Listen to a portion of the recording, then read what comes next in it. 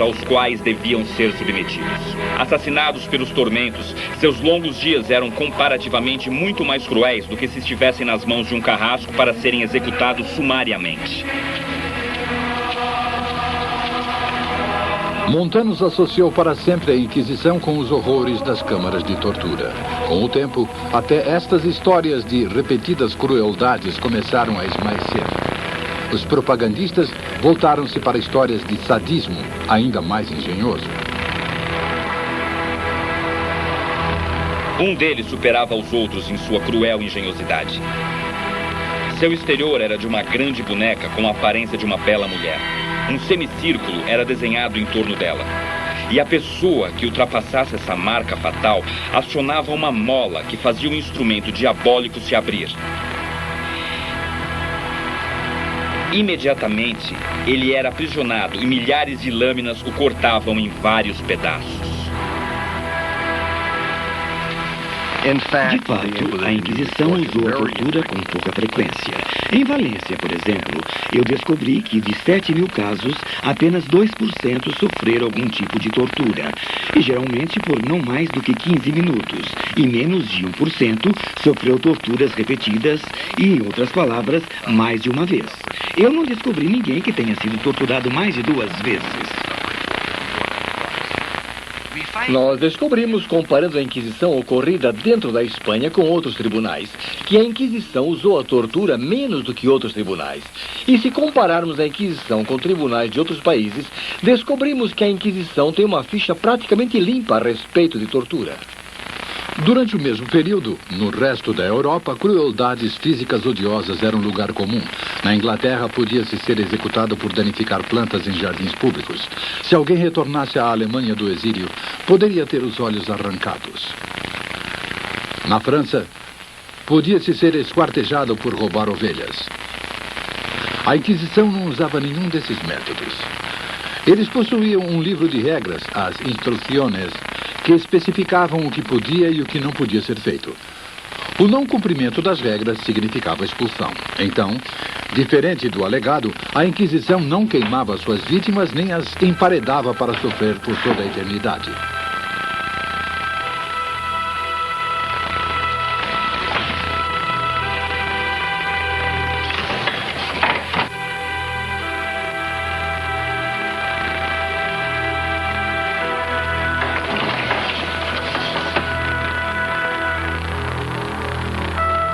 Nem esmagavam suas juntas com martelos ou as prendiam a rodas. Eles jamais usaram a Iron Maiden. Esta Iron Maiden, dentre os poucos exemplares que restaram, foi construída na Alemanha. Os inquisidores não abusavam de suas vítimas femininas, apesar de uma tradição popular rica e inquestionável sugerir que fizessem. Na verdade, as câmaras de tortura da Inquisição do mito popular jamais existiram, apesar desta imagem ter sido impressa centenas de vezes. E não foi apenas o uso da tortura. Também foram inventadas histórias sobre as terríveis condições nas quais os prisioneiros eram mantidos. Ironicamente, a Inquisição tinha provavelmente as melhores prisões da Espanha. Isso talvez possa parecer uma desculpa, mas infelizmente é verdade. Vamos pegar uma citação dos inquisidores de Barcelona em meados do século XVI. Quando solicitaram a eles um relatório sobre o estado de suas prisões, eles responderam: nossas prisões estão cheias. Mas então eles reclamaram aos seus superiores em Madrid: nós não sabemos para onde mandar os prisioneiros excedentes que temos, pois as cadeias da cidade estão superlotadas. E lá eles morrem à razão de 20 por semana. Eu descobri casos de prisioneiros em cortes criminais comuns, blasfemando a fim de ir para a prisão da Inquisição para escapar dos maus tratos recebidos nas prisões comuns.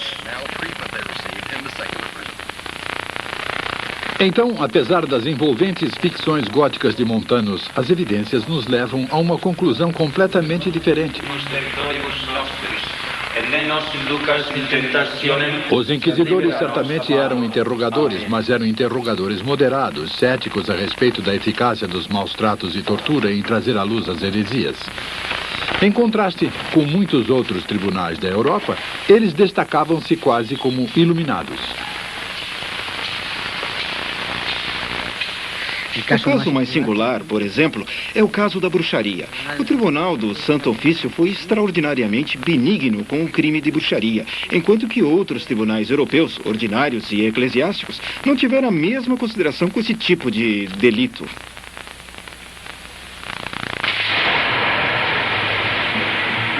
A caça às bruxas foi um frenesi que varreu a Europa durante 300 anos, entre 1450 e 1750. Com uma simples acusação de haver cometido crimes fantasiosos, como deitar-se com o demônio ou ter filhos com ele, as mulheres eram brutalmente torturadas ou queimadas na fogueira. A depravação de seus alegados crimes era citada como justificativa desta reação brutal.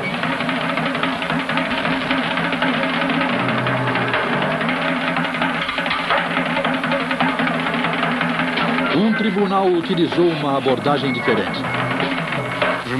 Lembre-se de que os inquisidores eram advogados formados e eles procuram por evidências. Então, quando os inquisidores procuravam por evidências de bruxaria, eles diziam: ok, então esta mulher matou um bebê. Onde está o bebê? Quantos bebês morreram? E assim por diante. E conforme eles procuravam pelas evidências, eles não as encontravam, porque a bruxaria era, podemos presumir, um crime imaginário.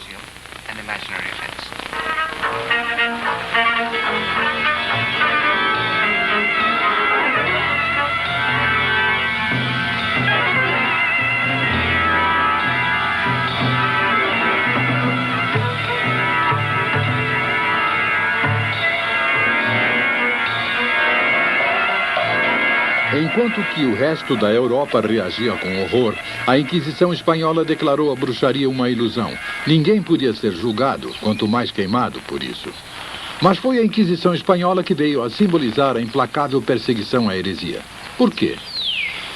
Porque em 1560, a Espanha era mais do que uma simples potência, era uma superpotência. E seu símbolo apropriado, o novo Palácio Real, uma fortaleza do século XVI construída nas colinas próximas de Madrid, El Escorial. Esta imensa estrutura, constituída por quilômetros de corredores de mármore, foi construída pelo filho e sucessor de Carlos V, Felipe II. Sob sua regência, a Espanha completou sua ascensão em menos de um século, do isolamento e obscuridade à dominação da Europa.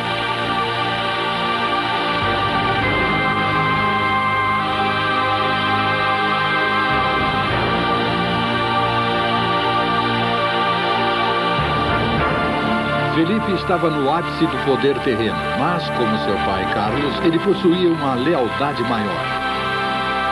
Antes de sofrer o mais leve agravo à religião a serviço de Deus, eu abriria mão de todas as minhas propriedades e de uma centena de vidas, se as tivesse, porque eu não quero e nem desejo ser o regente de hereges.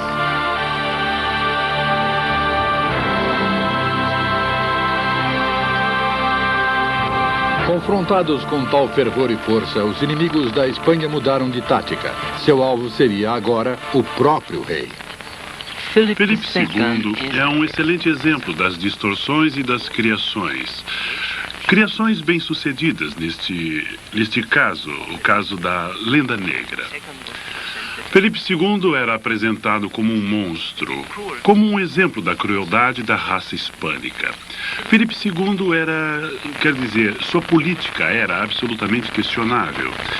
E pessoalmente eu não gosto dele, mas ele não era um monstro maior do que, digamos, Henrique VIII da Inglaterra.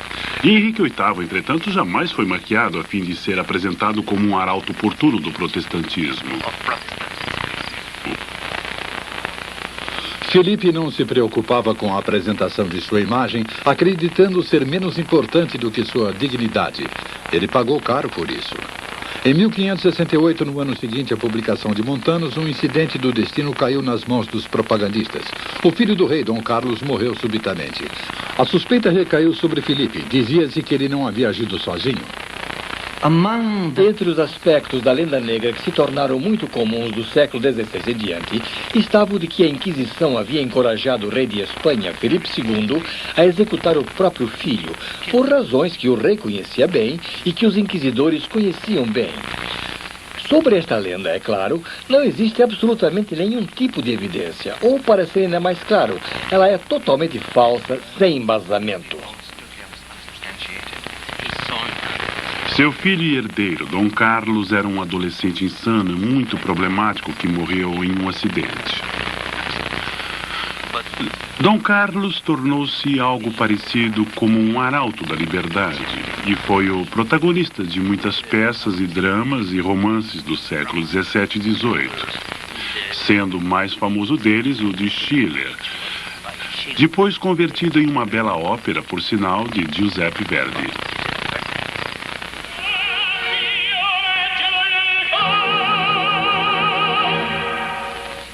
Na ópera de Verdi, Dom Carlos declara perante Deus sua fidelidade a Flandres, uma província dos Habsburgos regida por seu pai, o rei, mas com fortes simpatias protestantes e na época lutando pela independência.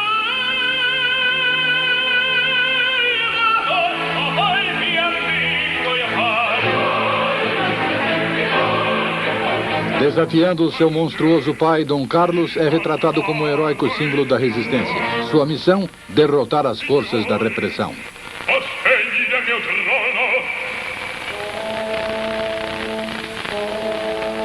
O próximo ato abre com um rei sob a agonia da dúvida. Sozinho em seus aposentos à noite, ele pondera sobre como castigar o filho rebelde. Sua consciência cristã o impede de tomar a atitude mais drástica de todas, até que um visitante o convence do contrário.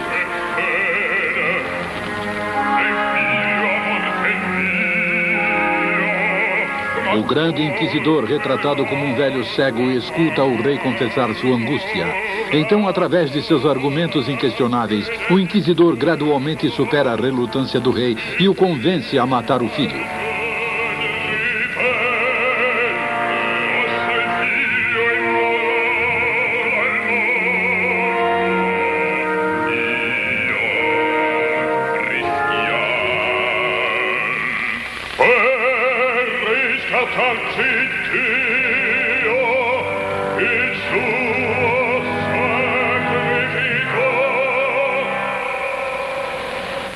A ópera é ficção do começo ao fim, e a distorção mais clara refere-se a uma Inquisição que faz o que bem entende, aqui nos aposentos particulares de Felipe, no Escorial.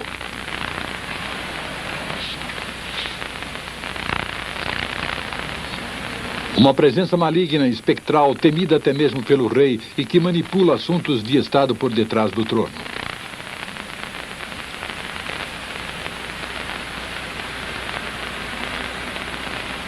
A morte de Dom Carlos foi um presente divino para os criadores de mitos.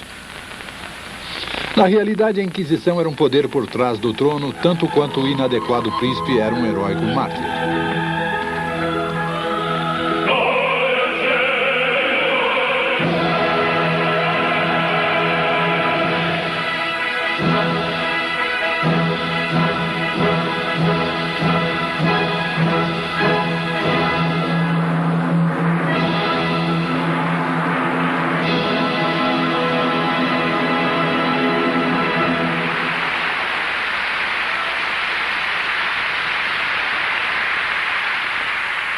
Não que a Inquisição não tivesse influência. As demonstrações públicas de seu poder eram grandiosas, executadas nas praças principais de cidades como esta, em Madrid. Estas cerimônias em que os hereges eram sentenciados ficaram conhecidas como autos de fé. Mas também estavam presentes outros detentores do poder, outras autoridades da igreja, instituições eclesiásticas e a aristocracia. Todas estas outras instituições são poderosas. Todas elas têm a consideração do rei. Elas são concorrentes e conflitantes. Então a Inquisição tinha que operar tendo isso em vista. Seu poder, portanto, sofria constantemente a pressão e a oposição dos representantes de outras instituições igualmente poderosas. Ainda é possível perceber um resquício dos vários blocos de poder diferentes que concorriam na sociedade espanhola durante a procissão de Corpus Christi em Toledo. Cada uma das associações medievais da cidade tem seu lugar individual na procissão e seus paramentos próprios e distintos.